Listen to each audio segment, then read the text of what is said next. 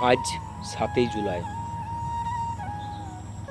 আজকের দিনটা খুব বিশেষ, আমার জন্য বিশেষ, কারণ আজ আমার শুভ জন্মদিন। দেখতে দেখতে পেরিয়ে গেল জীবনের এতগুলো দিন। এই সামান্যটুকু জীবনে অনেক মানুষ কাছে এসেছে, ভুল বুঝে দূরে সরে গিয়েছে হাজারো মানুষ। আজ আর কোনো রাগ, কোনো অভিমান নেই কারো উপর। যারা সরে গিয়েছে তারা শিক্ষা দিয়ে গেছে, আর যারা থেকে গেছে তারা প্রতিনিয়ত আমার সাথে লড়াই করে যাচ্ছে।